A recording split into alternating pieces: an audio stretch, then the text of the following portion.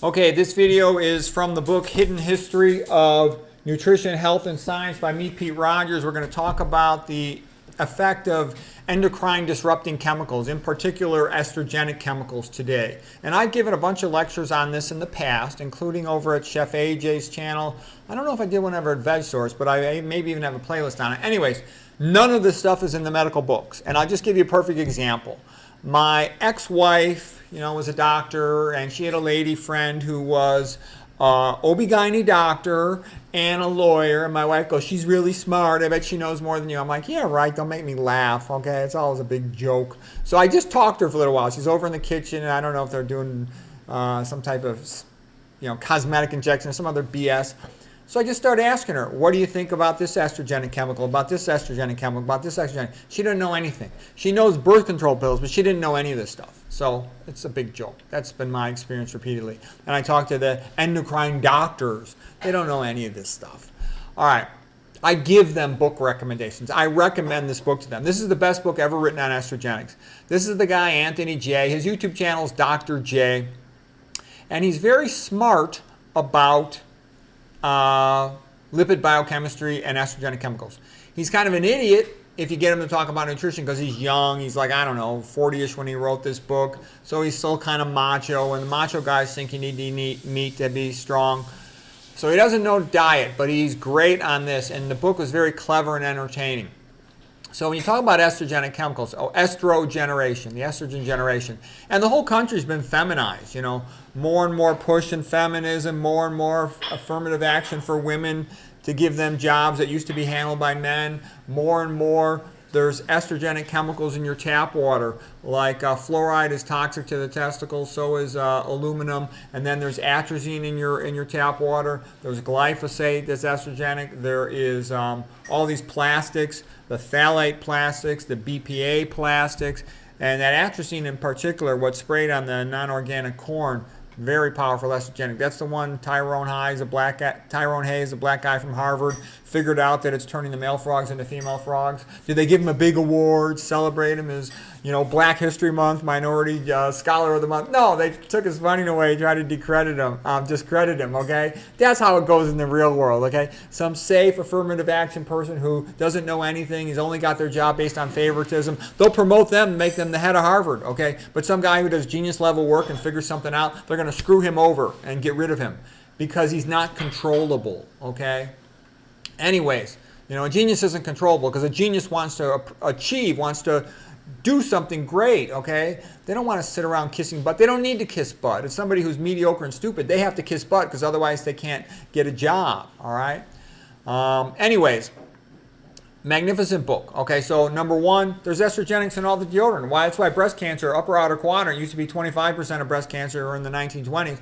Now it's over 50%, about 60%, because of the estrogen deodorants. And what does a typical woman do? She shaves first, increasing transdermal absorption. Then she rubs aluminum on there. That's a metalloestrogen. The typical preservative is parabenzoic acid. So she's rubbing two estrogenics through the armpit, shared lymphatics between the armpit and the upper outer quadrant of the breast. Increased breast cancer. Stupid, okay? You don't need deodorant. It's for idiots. It's for conformist idiots. When somebody walks in the room, you say, hey, how you doing? You don't sniff each other's armpits. By the time a man's got his nose in your armpit, you already like him, okay? And that ain't what attracts a man. We like the smell of a woman.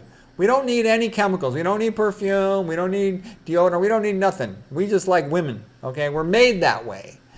All right, anyways, all these things have estrogenic preservatives in them. Soaps, shampoos, perfumes, detergents for laundry, detergents for cookware. If you're not cooking with oil, then you don't need detergent. You just rinse stuff off in the sink. Okay, you don't need a dishwasher. I do my clothes with just water. I just put it a little hotter if I want, but I don't use any laundry detergent. I don't use those softeners. The typical laundry detergent's got 3 estrogenics in it. Number one, it's got BPA from the plastic container conditioned with phthalates. That's 2 estrogenics. And then it's got some estrogenic in just the detergent itself, something like nonanol. That's another estrogenic chemical. And then the softener, like those little things you put in there to prevent wrinkles into the dryer, those are also got estrogenic chemicals on them. The reason why estrogen is so common is because, I'm sorry I didn't include the chemical structure in here, but you can look it up real fast. It's a steroid hormone, so it's got a cholesterol backbone, which means the 4 rings, A, B, C, and D. And off the A ring, you got a hydroxyl group sticking off the benzene, okay? It's an aromatic ring, the A ring, and you got a hydroxyl group sticking off. And that combination of an aromatic ring, a benzene ring, with a hydroxyl group is called a phenol, Phenol. And that's what binds to the estrogen receptor. So anything with a phenol group on it will often activate the estrogen receptor. The estrogen receptor is a sleaze, a whore, a slut, in the sense that it didn't have much competition evolutionarily, so to speak, historically, so to speak. So now all these modern chemicals exploit it, and it's got its legs wide open to bind that phenol receptor. And so tons of things will activate it. But anyways, these chemicals will prevent mold growth. They'll prevent other types of things from infecting these consumer products, these soaps, etc. So it's in all this stuff. It's ubiquitous. It's in plastics. It's everywhere. So the way to avoid this is to be a minimalist as much as possible. You know, live like Adam and Eve, but keep your indoor heating and plumbing. What are we made to do? To walk around outside all day in extended family groups, looking for food, plant foods, walking around in the sun time, sleeping at night. All right, so anyways, this is the best book to set you straight on. And what does he say is the biggest catastrophe? It's causing massive infertility. Tons of women, they bought into this feminist nonsense that your career is more important than your family. So they don't have kids. They run around like, you know, HOESs, you know, during their 20s. And then all of a sudden they're 35 and they're like, oh my God, I got to get married and have a baby, but it's too late. They're infertile. And then they go for in vitro and maybe it works, maybe it doesn't. But that's a very common scenario. I know lots of pretty doctors, they never got married. They forgot. They were too busy, you know, trying to get educated, trying to make money. And they forgot to have a family. You talk to any woman over 40 who has kids and she'll tell you that they're the joy of her life. They don't care about their job. You know, no one needs the woman at the job. They can replace her, you know, in a week.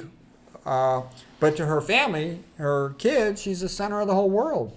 Most important person in the world. Most important person in my whole life was my mother. Best person I ever met in my whole life was my mother. Okay, and there it is. So feminism comes from Satanism, okay? And it ruins people's lives, men and women. Okay, so we talked about a lot of this stuff. Oh, here, and I also wanted to show you this book because we're talking about endocrine disrupting chemicals. This is Neal Barnard's best book. It's called Body in Balance. And he writes about women who had endometriosis and they went low-fat vegan, which will also reduce your exposure to estrogen. You know, you eat organic only. And some of them recovered from their endometriosis. Some of his patients with hypothyroidism, you know, probably like early Hashimoto's, autoimmune, they recovered from that too. Once you got advanced destruction of the thyroid, you know, you're never going to come back to normal. You're going to be hypothyroid. You're going to be on thyroid replacement for life. Maybe you'll take less thyroid replacement. But think about all the things that damage it. Iodine is a halogen in the vertical column of the periodic table. So the other things in there will compete for it and damage it. Fluoride, excessive chlorine potentially, bromine. You don't want all that stuff. What else to know? Oh, he talked about prostate cancer patients. Some of them who would get better as long as they're eating a low-fat vegan diet, but once they go off it, it comes back with a vengeance and kills them. Okay, I've read a couple different books talking about patients who that happened to. Of course, Dean Ornish wrote the big paper about low-grade prostate cancers in his study, doing very well on a low-fat plant-based diet. Anyways, it was a good book. So he's talking about thyroid patients. He's talking about endometriosis patients. I think he talked about PCOS, polycystic ovary syndrome patients.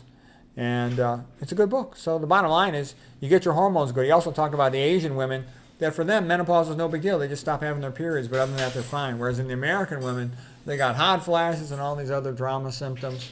So it's a good book. And like I said, none of these guys are in the... Anthony J., he got fired from the Mayo Clinic. He told the truth about something that made them look bad. They fired him, okay? Neal Barnard, you'll never see him in any of the medical books, okay? He's done some very good work in nutrition.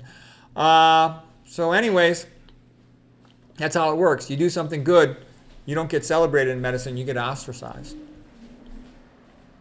I think that's all I got. Let me see. I think that's about all I got on estrogenics. Yep. Hope you found that helpful.